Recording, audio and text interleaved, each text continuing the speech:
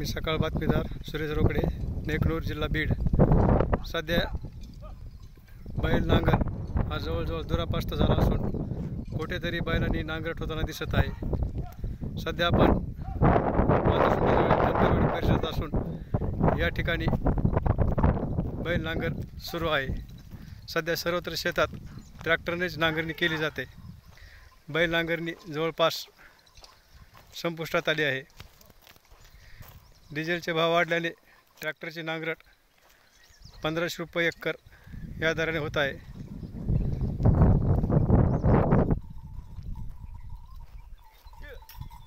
डोंगर भागात असणाऱ्या धनगरवाडी परिसरात ही सध्या बैल नांगरट सुरू आहे।